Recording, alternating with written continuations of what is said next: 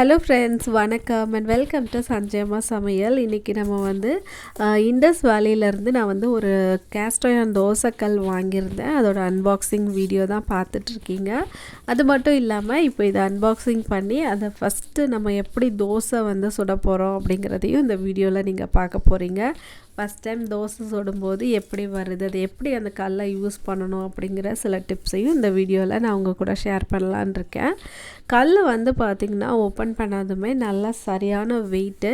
அதுக்காக ரொம்ப வெயிட்டெல்லாம் சொல்ல முடியாது, நம்மளால் ஆக்சஸ் பண்ணக்கூடிய அளவுக்கு ஈஸியாக ஹேண்டில் பண்ண மாதிரி தான் இருந்துச்சு கல். நல்ல பெரிய சைஸ் தோசை வந்து நம்ம அழகாக சுடலாம். லைட்டாக வந்து இந்த மாதிரி பிசு பிசுப்பாக இருந்துச்சு, தூசியாக இருந்துச்சு. இப்போ அந்த கல்லை நம்ம எப்படி யூஸ் பண்ணுறதுன்னு பார்க்கலாம். முதல்ல நம்ம வீட்டில் இருக்கிற ஏதாச்சும் ஒரு லிக்விட், நம்ம பாத்திரம் கழுவுறதுக்கு யூஸ் பண்ணுற ஏதாவது ஒரு லிக்விட், அப்படி இல்லைன்னா சோப் இருக்கும் இல்லையா, சோப் பார், அதை வச்சு நம்ம நல்லா முன்பக்கமும் இந்த தோசைக்கல்லோட பின் சைடும் நல்லா இந்த மாதிரி ஸ்க்ரப் பண்ணி நம்ம வந்து நல்லா கழுவிக்கிடலாம். ஏன்னா அதில் வந்து தூசி அந்த மாதிரி இருக்கும். இது ஆல்ரெடி வந்து எல்லாமே ப்ரீ சீசனிங் பண்ணின கல் தான். இருந்தாலுமே நம்ம நல்லா இந்த மாதிரி வாஷ் பண்ணிவிட்டு அதுக்கப்புறமா நம்ம வந்து ஒரு காட்டன் துணி இல்லைன்னா ஒரு சின்ன காட்டன் டவல் வச்சு நல்லா நம்ம வந்து தொடச்சிக்கலாம். அதுக்கப்புறமா நம்ம வந்து லைட்டாக அடுப்பில் வச்சு சூடு பண்ணிவிட்டு ஒரு 2 ஸ்பூன் அளவுக்கு எண்ணெய் ஊற்றி ஒரு வெங்காயத்தை நல்லா ரஃப்பாக கட் பண்ணி அதை நல்லா எல்லா பக்கங்கள்லேயும் படுறபடி நம்ம வந்து அதை வதக்கி எடுத்துக்க போகிறோம். அதாவது இந்த பாக்ஸை வந்து இந்த தோசைக்கல்லை நான் வந்து அன்பாக்சிங் பண்ணும்போது அது உள்ளே ஒரு கேட்லாக் இருந்துச்சு.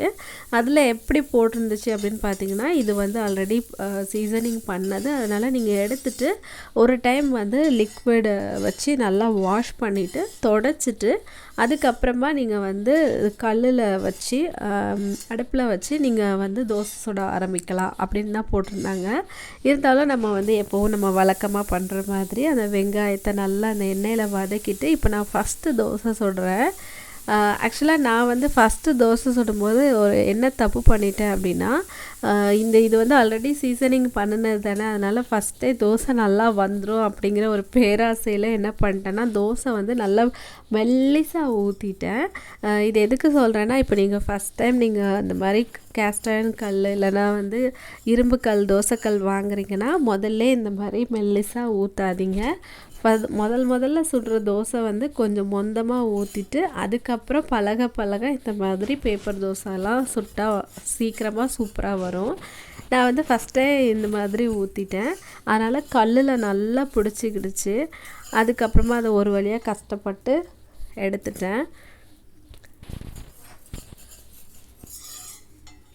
பாருங்கள், இந்த அளவுக்கு நல்லா வந்து ஒட்டிக்கிச்சு.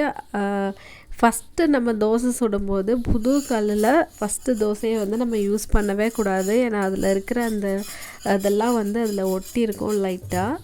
அதனால் நம்ம வந்து மொந்தமாக தோசை ஊற்றினாலும் சரி, இந்த மாதிரி ஊற்றினாலும் சரி, ஃபஸ்ட்டு தோசையை வந்து நம்ம யூஸ் பண்ணவே கூடாது. இப்போ நெக்ஸ்ட்டு அடுத்த தோசை சுட போகிறேன். வெங்காயத்தை வந்து நல்லா கொஞ்சம் எண்ணெய் ஊற்றி வெங்காயத்தை வச்சு நல்லா தடவிட்டு அடுத்த தோசை சுடும்போது வந்து கொஞ்சம் பேப்பர் தோசை மாதிரி இல்லாமல் கொஞ்சம் மொந்தமாக நான் வந்து ஊற்றிக்கிறேன். இந்த தோசை எப்படி வருதுன்னு பார்க்கலாம். தோசை ஊற்றிட்டு மேலே கொஞ்சமாக வந்து எண்ணெய் சேர்த்துக்கிட்டேன்.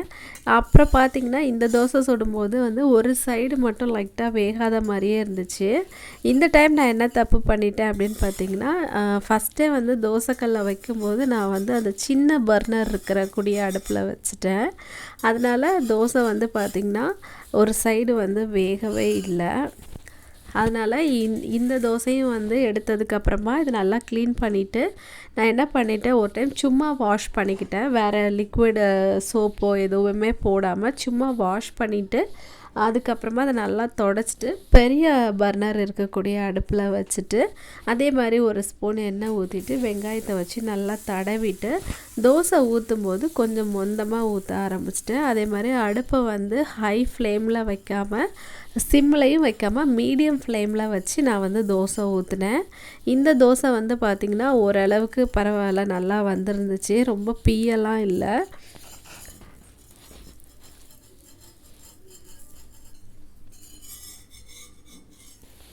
இந்த மாதிரி தான் எனக்கு தோசை வந்துருந்துச்சு. அதுக்கு அடுத்த தோசை வந்து பார்த்திங்கன்னா அதை விட நான் கொஞ்சம் ஒரு மொந்தமாக ஊற்றிக்கிட்டேன். இன்னொரு விஷயம் என்னென்னா, தோசை சுடும்போது நம்ம ஏதாச்சும் ஒரு மூடி போட்டு தோசை சுட்டோம் அப்படின்னா நம்மளுக்கு வந்து சுத்தமாக ஒட்டாமல் வரும். ஃபஸ்ட்டு நம்ம புது கல்லில் ட்ரை பண்ணுறோம் அப்படின்னா தோசையை ஊற்றிட்டு மூடி போட்டு தோசை சுட்டு பாருங்கள். இதெல்லாம் நான் இந்த மாதிரி ட்ரை பண்ணும்போது எனக்கு தெரிஞ்ச நான் கற்றுக்கிட்டது. அதனால் நான் உங்கள் கூட இதை ஷேர் பண்ணிக்கிறேன்.